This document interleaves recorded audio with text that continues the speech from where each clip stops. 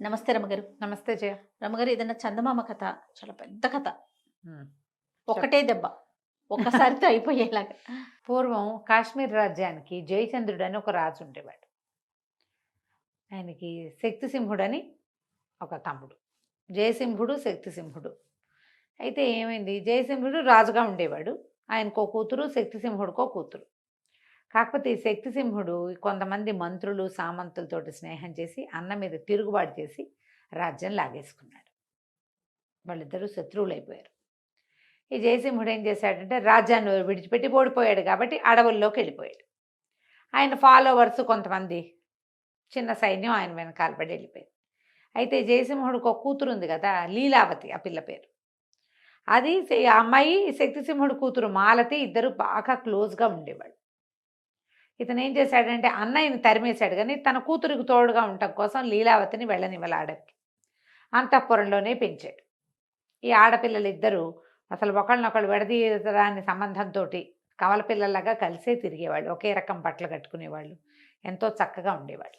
ఉన్నా కూడా తన తండ్రి లేడని, తండ్రి అడవులకు పోయాడని లీలావతికి కష్టంగానే ఉండేది. ఓ 10-11 ఏళ్ల పిల్ల అప్పటికి.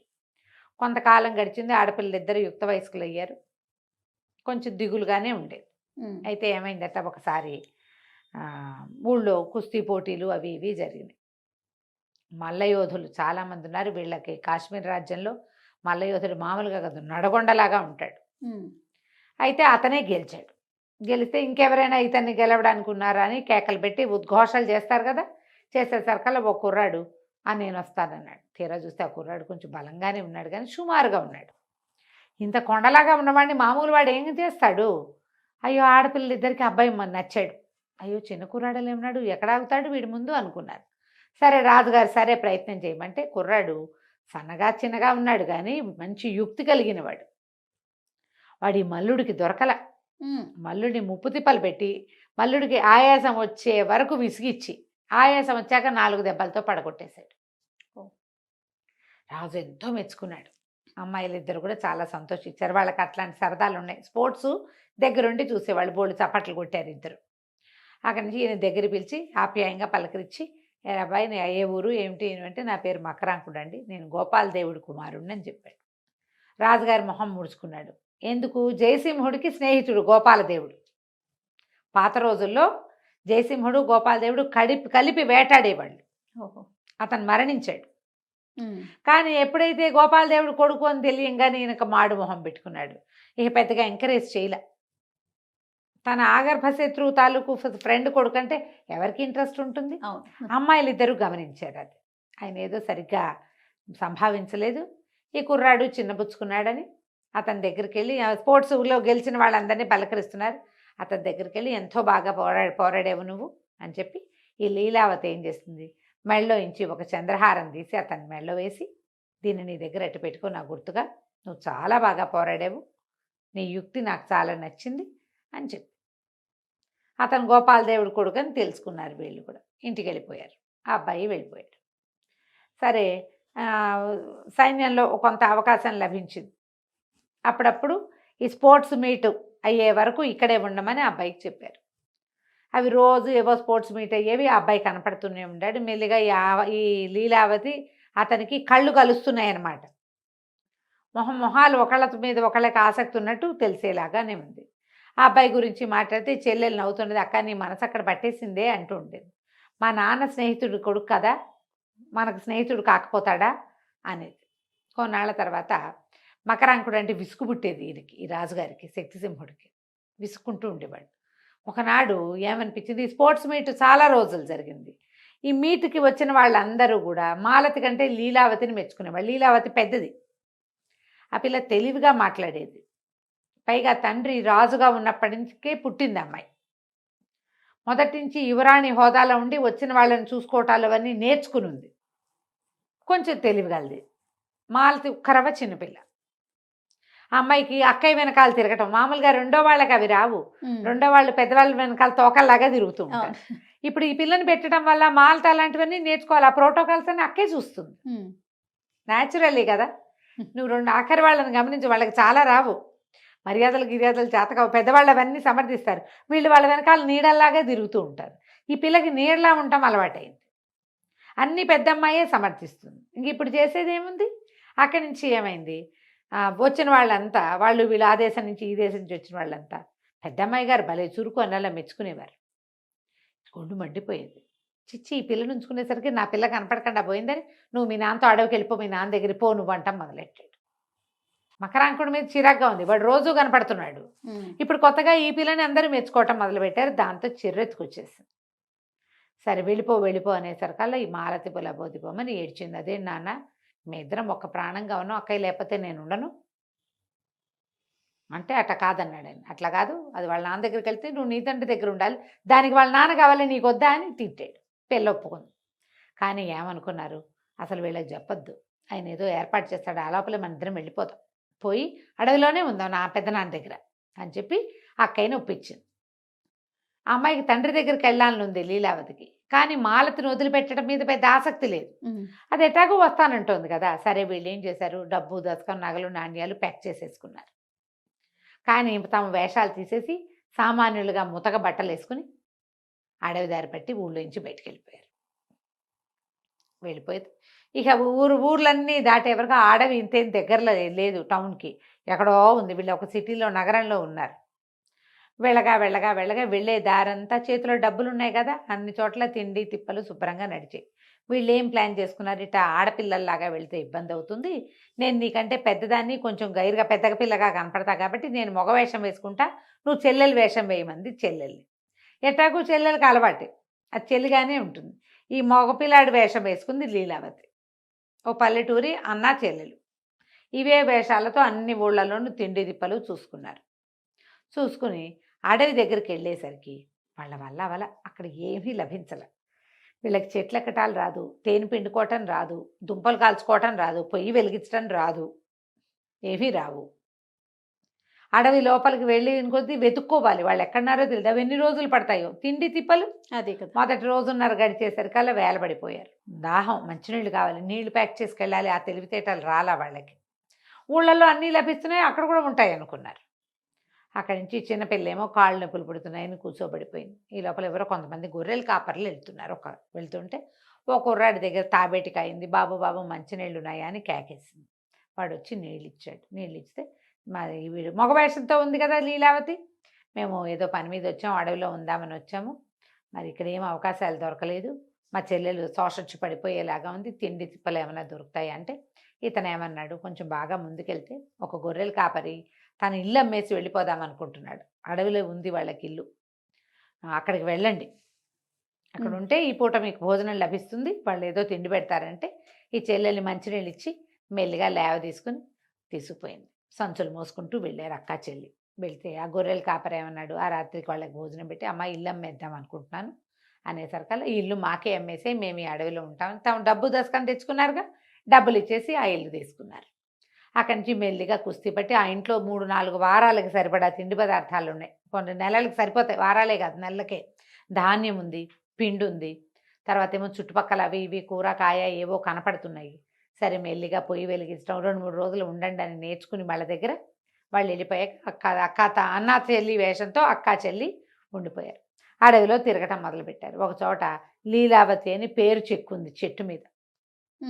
వీళ్ళు ఏమనుకున్నారు, ఇది మకరాంకుడే చెక్కుంటాడు, ఎందుకంటే ఈ అమ్మాయికి పరిచయమైన మగవాడు ఇంకొకటి లేడు, పేరు చెక్కు ఉందంటే బహుశా ఆ అబ్బాయే అయి ఉంటాడని అనుకున్నారు. సరే ఏమైంది, ఇంతలో ఇంకో కథ ఇందులో. ఈ మకరాంకుడు ఎవరు, గోపాలదేవుడు అనే ఒక రాజ సామంతుని కుమారుడు. అతను కొంచెం చిన్నపిల్లాడిగా ఉండగానే తండ్రి చనిపోతే ఒక ఏజ్ వచ్చాక వాళ్ళ అన్నయ్య శశాంకుడికి అప్పచెప్పాడు తండ్రి చనిపోతూ, తమ్ముడు కూడా బాగా చూసుకోని. వీళ్ళిద్దరికీ ఒక 6-7 సంవత్సరాల వారం ఉంది. వాడు ముందు నుంచి అన్నయ్యతో తండ్రితోటి తిరిగి వాడు కాస్త గట్టిపడ్డాడు. ఈ అబ్బాయి చిన్నపిల్లాడిగా ఉండి ఇంట్లో ఉన్నాడు. తండ్రి చనిపోయేసరికల్లా క్రమంగా రోజులు గడిచే కొందికి ఈ శశాంకుడు, ఈ మకరాంకుడు ఇక్కడ ఉండి, వాడు పెద్దవాడి పేరు శశాంకుడు, రెండోవాడి పేరు మకరాంకుడు, వీడు రెండోవాడు. రోజులు గడిచే కొందికి ఈ పిల్లాడు ఇంట్లో పని వాళ్ళతో తిరిగి తన తండ్రి ఎట్లా ప్రవర్తించేవాడు, ఎలా ఉండేవాడు నేర్చుకుని హుందాగా బిహేవ్ చేయటం అది ప్రాక్టీస్ చేశాడు.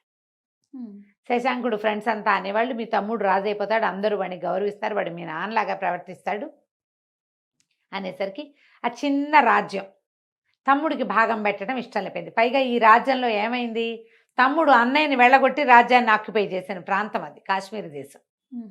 వీళ్ళది చిన్న ప్లేస్ అవంతి. ఏం జరుగుతుంది, రేపొద్దున వీడిని ఇటాకే హుందాగా బాగున్నాడు అంటే రేపొద్దున వాడు రాజయ్య కూర్చుంటే వీడిని పెంచిన నేనేమవ్వాలి? ముందు నుంచి నేనే కదా వీడిని చూశాను. నాన్నకి బాగుండనప్పటి నుంచి తమ్ముడు సంగతి నేనే చూశాను. దాంతో ఏం చేశాడు, వాళ్ళ తమ్ముడిని వీడిని ఎట్లాగైనా అడ్డు తప్పించాలని స్నేహితులు బాగా రెచ్చగొట్టారు. అన్నదమ్ముల్లో ఇలాంటి వ్యవహారాలు నడుస్తాయి, రాజ్యాల దగ్గర మరీ కుదురుతాయి. వాళ్ళు ఏమన్నారంటే, కాశ్మీర్ రాజ్యంలో స్పోర్ట్స్ మీట్ అవుతోంది, అక్కడ మల్ల యుద్ధం ఉంది, మీ తమ్ముడికి ఎలాగో మల్ల యుద్ధం అంటే ఇష్టము, అక్కడికి పంపించావంటే వాళ్ళ మల్లుడు వాడు నడగొండలాగా ఉంటాడు, పిల్లాన్ని పీక వేసి చంపేస్తాడు, పైగా ఎందుకు పనికి రాకుండా చేస్తాడు, చచ్చిపోతే అక్కడికి పంపించమని అక్కడికి ఎంకరేజ్ చేసేసరికల్లా వెళ్ళు స్పోర్ట్స్ మీట్కి వెళ్ళు, నువ్వు మన ఊరిని రిప్రజెంటేట్ చేయని తమ్ముడిని తోసాడు. ఆ తమ్ముడు అక్కడికి వెళ్తుంటే మధ్యదారిలో ఎవరో కనపడి హాత్తేరి నిన్ను చంపడానికే ప్లాన్ చేశారా అనేసరికి చాలా కష్టంతో వచ్చింది. ఏమిటి మా అన్నయ్యకి ఇలా వచ్చి పుట్టింది, సరే ఏదో చచ్చేపోదాంలే పోని, అక్కడ ఏదో పేరు తెచ్చుకుని గోపాలదేవుడి కొడుకు బాగా పోరాడాడని పేరు తెచ్చుకుని చచ్చిపోదామని వచ్చాడు. కానీ ఇక్కడ గెలిచాడు. ఈ గెలిచిన తర్వాత ఏమైంది, రాజుగారి 4 రోజులు కూడా సరిగ్గా చూడలేదు తాను. మళ్ళీ వెనక్కి వెళ్ళేసరికల్లా గెలిచి ఇంటికి వచ్చేసరికల్లా శశాంకుడికి భయం వేసింది. అమ్మో వీడు వాడిని కూడా గెలిచాడంటే మన కొంప ముంచేస్తాడని ఒకనాటి రాత్రి తమ్ముడున్న గదికి నిప్పు పెట్టిద్దాం అనుకున్నాడు. ఈ నౌకర్లలో ఉన్న ఒక ముసలివాడు అది గమనించి, బాబు ఇల్లు నిప్పు పెట్టేలాగా ఉన్నారు, నువ్వు పారిపోదు కానీ పద, నిన్ను ఎక్కడి నుంచో ఏదో పక్క నుంచి సందు నుంచి తీసుకుపోతానని ఈ కుర్రాన్ని వెంబడి పెట్టుకుని ఏదో పిచ్చి సందులోకి, పాడుబడిన ఇళ్ల సందులోకి తీసుకుపోయి కుర్రాన్ని దాటిచ్చేశాడు. అటు తగలబడిపోయింది కానీ మకరాంకుడు తప్పించుకున్నాడు. ఆ తప్పించుకున్న మకరాంకుడు అడవిలోకి చేరాడు. వీళ్ళ దగ్గర ఏమీ లేవు, రాత్రికి రాత్రి పారిపోయారు. కాయ కసురు తిన్నారు, సరిపోలా ఆహారం. ఇక నడవగా ఈ ముసలివాడు నౌకరు తీసుకొచ్చాడు కదా, వాడి వేళ పట్టును ఇంత తింటారు, పెద్ద వయసు వచ్చేసరికి ఎక్కువ తినలేరు, వేళ తప్పి ఉండలేరు. ఎక్కడో కళ్ళు తిరిగి పడిపోయేసరికల్లా ఈ మకరాంకుడు ఏం చేశాడు, నువ్వు ఇక్కడే పడుకో, నేను ఏమైనా నీళ్లు తిండి దొరుకుతుందేమో చూస్తానని మొత్తం వెతకడానికి వెళ్ళాడు. ఈ వెళ్ళి ఎక్కడికి వెళ్ళాడు, పాతరాజైన జయసింహుడు ఉన్న ప్రాంతానికి వెళ్ళాడు. అక్కడ వాళ్ళు ఒక 4-5 ఆశ్రమాలు లాంటివి, ఒక పర్ణశాల లాంటివి కట్టుకున్నారు. అప్పుడే వంట చేసుకున్నారు. ఆయన చూడడానికి వచ్చిన వాళ్ళు కొంతమంది ఉన్నారు, ఆయన ఆశ్రితులు కొంతమంది ఉన్నారు. వాళ్ళు అక్కడ వంట చేసుకుని తింటున్నారు. ఆ వంట చూడగానే మకరాంకుడు ఏమన్నాడు, కత్తిపుచ్చుకుని ఎవరైనా సరే ఆహారం ముట్టుకుంటే చంపేస్తాను, ఈ ఆహారం అంతా నాకు కావాలన్నాడు. అనేసరికి జయసింహుడు ఆశ్చర్యపోయి, ఎందుకు నాయన అంత కంగారు పడతావు, నీకు కావాలంటే తిను, ఆకలిస్తే తిను, దానికి ఎవరినైనా చంపడం కొట్టడం ఎందుకు, కావాలంటే ఇంకా కొంచెం వండించుకుందాం, మళ్ళీ వండుకుందాం, వాళ్ళంత ఆహార పదార్థాలని మనకు వచ్చిన భయం ఏమీ లేదని ఓదార్చాడు. దాంతో ఈ మకరాంకుడు సిగ్గుపడి, క్షమించండి, నేను కూడా జంతువులాగా ప్రవర్తిస్తున్నాను, ఆకలితోటి 3 రోజులు అయిపోయింది మేము అన్నం తిని, నాకంటే ముందు నా పనివాడు పాపం ముసలివాడు, వాడి వల్ల అయ్యేలాగా లేదు, కొంచెం ఆహారం ఇచ్చారంటే అతనికి ఇస్తానన్నాడు. సరే ఈయన కుర్రాన్ని కూర్చోబెట్టి భోజనం పెట్టి కొంచెం ఫుడ్ ప్యాక్ చేసి ఇచ్చాడు. మంచినీళ్ళు కించినీళ్ళు ఇచ్చి ఎవరో మంచి సాయం పంపిస్తే ఆ ముసలి నౌకరికి కూడా అన్నం పెట్టి కాస్త వాడిని గోపికి తెచ్చాక వచ్చేసి ఈ పటాలం దగ్గరకు వచ్చాక ఆయన అడిగాడు, ఎవరి తాలూకు ఏంటంటే గోపాలదేవుడి 2వ కుమారుడు అనగానే ఆయన ఆశ్చర్యపోయాడు. అదేమిటో నేను చూసినప్పుడే అనుకున్నా, చూసిన మొహంలాగా ఉందని, మీ నాన్న నాకు చాలా స్నేహితుడు, మేమిద్దరం ఈ అడవిలో ఎన్నేళ్ళో వేటాడేమో, ఏమైంది ఏమిటి అంటే మా అన్నయ్య ఇట్లా చేశాడండి, పారిపోయి ఇచ్చాను అన్నాడు. తనని తమ్ముడు ఎట్లా చేశాడో తిండి అన్నయ్య. దాంతో ఆయన బాబు నా దగ్గరే ఉండు అని కుర్రాన్ని తన దగ్గరే ఉంచుకున్నాడు. ఈ అడవిలో తిరిగే క్రమంలో ఆ మకరాంకుడు ఇక్కడ చెట్టు మీద లీలావతి పేరు చెక్కాడు. ఈ అమ్మాయిలు అడవంతా వెతుకుతున్నారు కానీ ఆ జయసింహుడు ఎక్కడున్నాడో పట్టుకోలేకపోయారు. రోజు కాస్త దూరం వెతుక్కుంటూ వెళ్ళేవాళ్ళు. అక్కడి నుంచి ఈ నీలావతి వేషం మార్చుకుందిగా, తన పేరేమో పుష్కరుడు, మాలతి పేరేమో లక్ష్మి అని పెట్టుకుంది. ఈ పుష్కరుడి వేషంలోనే ఈ అమ్మాయి రోజు తిరిగేది, మగ వేషం కాబట్టి ఇబ్బంది లేదు. అడవిలో తిరుగుతుంటే ఒకనాడు మకరాంకుడు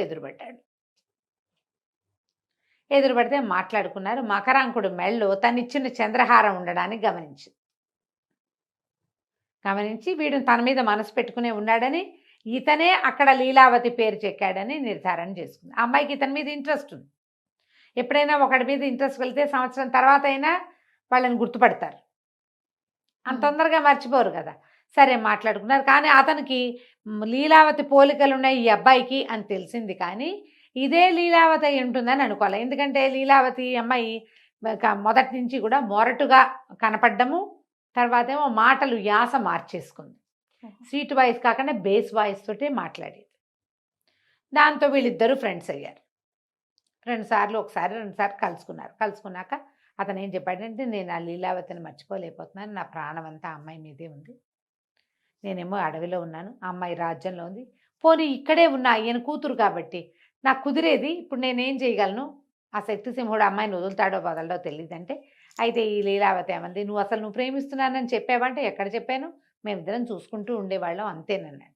అయితే ఓ పని చెయ్యి, నువ్వు మా ఇంటికి రా, మా ఇంట్లో మా చెల్లెలు ఉంది, నేను లీలావతిలాగా నటిస్తా, మా చెల్లితో అంటల్లా నేనే లీలావతిగా నటిస్తాను, అప్పుడు నువ్వు లీలావతితో ఏమేమి చెప్పదలుచుకున్నావో అవన్నీ నాకే చెప్పు, నీకు కూడా కొంచెం మనసులో బరువు తీరినట్టు ఉంటుంది అని చెప్పి ఇంటికి తీసుకెళ్ళింది. అమ్మాయిలు ఇద్దరు ఇతను లీలావతితో మాట్లాడుతుంటే మంచిగా ఎంజాయ్ చేసేవాళ్ళు. లీలావతికి ఎలాగో సరదాగా ఉంది, తనకు కావాలి ఇతను ఎట్లాగైనా, కానీ ఇప్పుడే తన వేషం బయట పెట్టకూడదు. వీళ్ళిద్దరూ బాగా కలుస్తూ ఉండేవాళ్ళు తరచుగా. రమగారు, మనము లీలావతి అండ్ మకరాంకుడు కథ చెప్పుకుంటూ ఉన్నాము, అది కంటిన్యూ చేసేద్దామండి. లీలావతి మాలతి ఇద్దరు అన్నా చెల్లి వేషాలతోటి అడవిలో ఉన్నారు. మకరాంకుడు వాళ్ళకి కనపడ్డాడు. ఈ మకరాంకుడికి మగ వేషంలో ఉన్న లీలావతికి, పుష్కరుడి పేరుతో ఉన్న లీలావతికి ఫ్రెండ్షిప్ కుదిరింది. సరే మాట్లాడుకుంటూ ఒకసారి మకరాంకుడు తను ఇట్లా జయసింహుడి దగ్గర ఉంటున్నానని చెప్పి ఈ పుష్కరుడిని తీసుకుపోయాడు. తీసుకెళ్తే ఈ అమ్మాయి మగ వేషం నుండి తండ్రితో మాట్లాడి తండ్రి ఆనుపాను అన్నీ తెలుసుకుంది. కానీ ఆ అమ్మాయికి తండ్రి దగ్గర చేరిపోవాలని లేదు ఇమీడియట్గా. ఈ మకరాంకుడికి తనంటే ప్రేమ, ఇతన్ని స్వాధీనం చేసుకోవాలి. ఈ లోపల ఏమైంది, అక్కడ వెళ్ళినప్పుడు ఆయన అడిగాడు, ఏ వంశము, మీ నాన్న ఎవరు, ఏమిటంటే నేను గొప్ప వంశంలోనే పుట్టానండి అని తండ్రి పేరు మాత్రం చెప్పాలి. వీళ్ళు తిరుగుతూ ఉండేవాడు మకరాంకుడు వీళ్ళ దగ్గరికి తిరుగుతూ ఉండి లీలావతితో తను మాట్లాడదలుచుకునేవి, ఆ అమ్మాయి తనకి ఎట్లా గుర్తొచ్చింది, రాత్రి కల్లో ఎలా వచ్చింది, అవన్నీ ఈ పుష్కరుడి వేషంలో ఉన్న లీలావతికే చెప్తూ ఉండేవాడు. అక్క చెల్లి సంతోషంగా సరదా పడుతూ వింటూ ఉండేవాడు. ఒకనాడు ఈ మకరాంకుడు వీళ్ళ దగ్గరికి వస్తానని చెప్పి ఆ రోజు పొద్దునే వస్తూ ఉంటే అతనికి ఒక పొద దగ్గర పడుకుని ఉన్న ఒక మనిషి కనిపించాడు. ఎవడో వేటకు వచ్చినవాడు, ధనుర్బాణాలు పక్కనుండే పడుకుని ఉన్నాడు. పడుకుని ఉంటే ఒక పెద్ద సర్పం ఉంది అతని పక్కన. ఉలిక్కిపడ్డాడు. ఇతను వెళ్ళి కాళ్ళ చప్పుడు వేసరికల్లా సర్పం బారిన పడిపోవాల్సింది. వీడు వెళ్ళేసరికి పాము పారిపోయింది. ఇంకొంచెం ముందుకు వెళ్ళేసరికల్లా రెండో పక్క నుంచి ఒక సింహం వాడికేసే చూస్తుంది, పడుకున్న వాడికేసే. సింహం కానీ పులి కానీ కదలని వాటి మీద పడవు, చచ్చిపోయిన వాటి జోలికి వెళ్ళవు. మనుషులు పడుకున్నారనుకో స్టిల్గా ఉంటే వాళ్ళ జోలికి వెళ్ళవు అవి. వాడు కదిలితేనే, వాడు కదలటం కోసం చూస్తోంది. ఎప్పుడైతే ఈ సింహం చూస్తుందో, అయ్యో పాము నుంచి తప్పించుకుని వీడెవడో సింహం నోట్లో పడేందుకు సిద్ధంగా ఉన్నాడే అని చెప్పి దగ్గరికి వెళ్ళేసరికి వీడికి కనపడింది, వీడు శశాంకుడు, తన అన్నయ్య. ఓహో, ఏ వేటకో వచ్చి ఉంటాడు, దారి తప్పి రాత్రి వెళ్ళలేకపోయాడు ఇంటికి, ఈ చెట్టు కింద పడుకున్నాడు. తెల్లారేసరికి సింహం చేరింది అక్కడ. అక్కడి నుంచి వెళ్ళిపోదామనిపించింది. తన్ని 2 సార్లు చంపేందుకు ప్రయత్నం చేశాడు అన్నయ్య. ఓసారి మల్ల యుద్ధానికి పంపాడు, రెండోసారి ఇంటికి నిప్పు పెట్టే ప్రయత్నం చేశాడు తను పడుకున్న గదికి. వాడిని రక్షించబుద్ధి కాల, కానీ ఒక్క అడుగేస్తే నాన్న గుర్తొచ్చాడు వాడికి. అన్నయ్య మాట విను, అన్నయ్య చెప్పినట్టు ఉండు అని చెప్పాడు. చచ్చిపోతుంటే వదిలిపెట్టచ్చా, వాడు చేస్తే చేశాడు. వాడి చుట్టుపక్కల మాట విని ఆస్తి 2 భాగాలు అవుతుందన్న దురాశకి లోనే చేశాడు. నాకు ఇప్పుడు ఏమీ లేదు, నాకు ఆస్తి వద్దు, స్వాస్తి వద్దు. ఎవడైనా మనిషి ఉన్నా కూడా రక్షించేవాడిని కదా, సొంత అన్నయ్యని నేను చేయొచ్చా ఇట్లా? తప్పనిపించింది. అక్కడి నుంచి సింహాన్ని కొట్టాడు, కర్ర బాణం వేసి కొట్టేసరికి సింహం వాడి మీదకి దూకింది.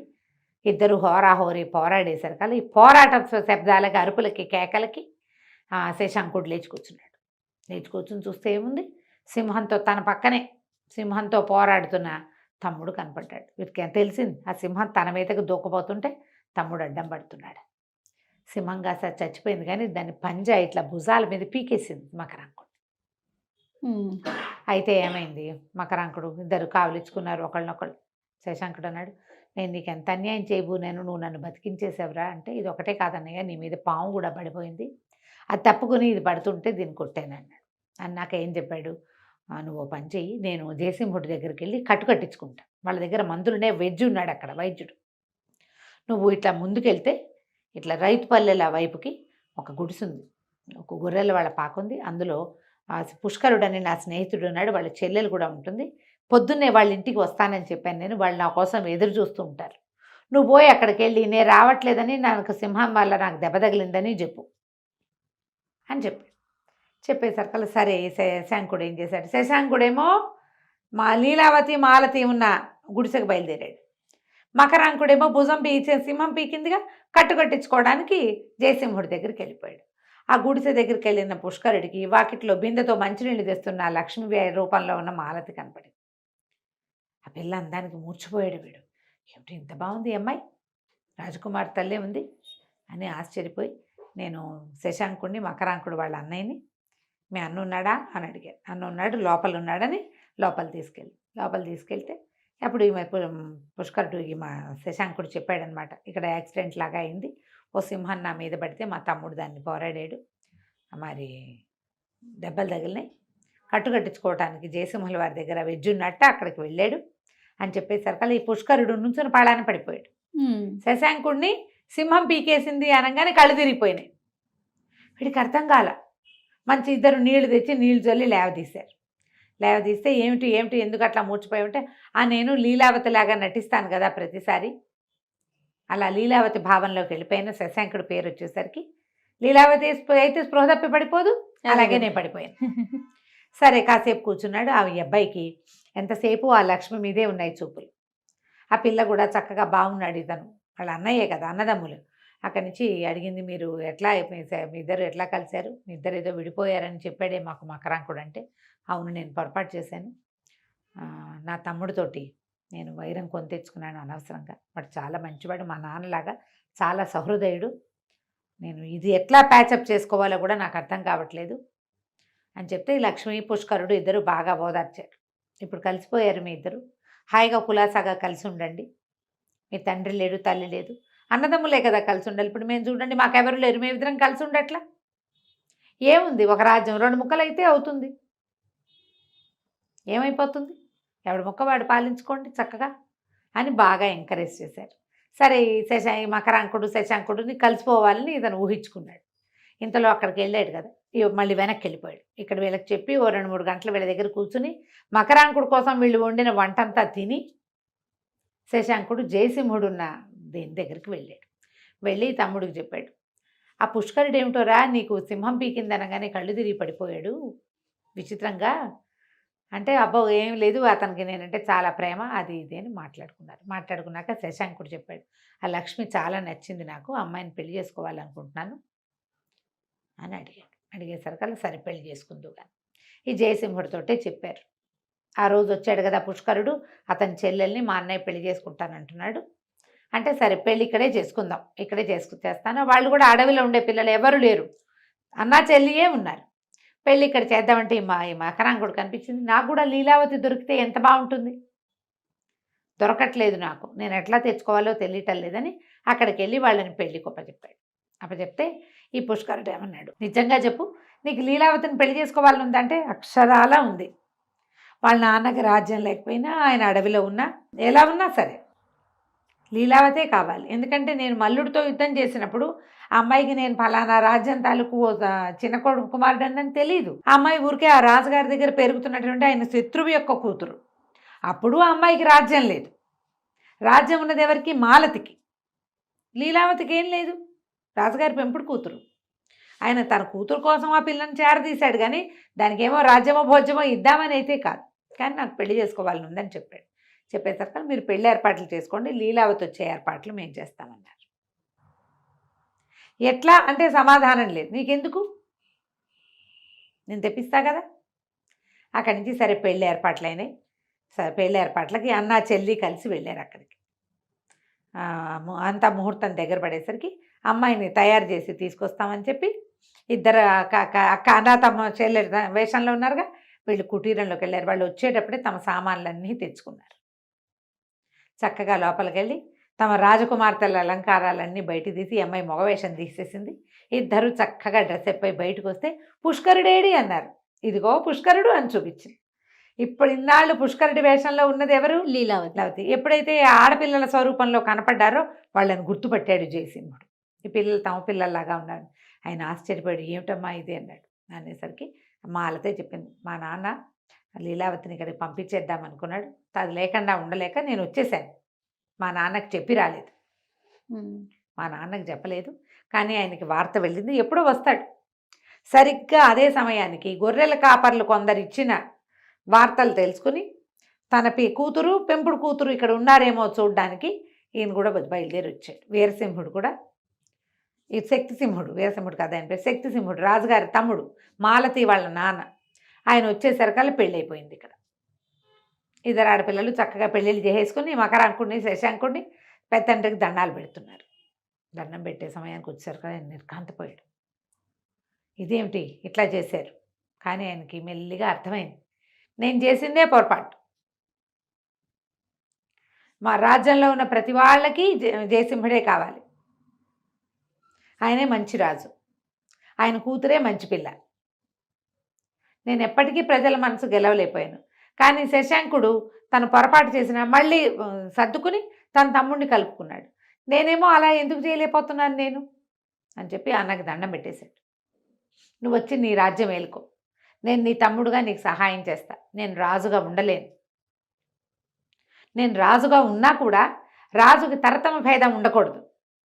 అందరూ ఒకటే, భగవంతుడు లాంటి వాడు రాజు. నేను అట్లా ఉండలేకపోతున్నాను, నేను తమ్ముడుగానే ఉంటాను అని చెప్పేసి అన్నయ్యని తీసుకెళ్ళిపోయాడు. ఆడపిల్లలిద్దరూ చక్కగా శశాంకుడిని మకరాంకుడిని పెళ్లి చేసుకుని వాళ్ళ అవంతి నగరానికి వెళ్ళిపోయారు. తర్వాత కాలంలో వీళ్ళకి ఆడపిల్లలే కదా ఉంది. ఈ కాశ్మీర రాజ్యాన్ని అన్నదమ్ములిద్దరూ చెరిసగంగా పరిపాలించారు. చెరిసగంగా మరి మాలతి కూడా మా అక్క చెల్లి కలిసి ఉండాలని భావిస్తుంది. అలా కథ కంచికి మనం ఇంటికి. నమస్తే. నమస్తే జయ.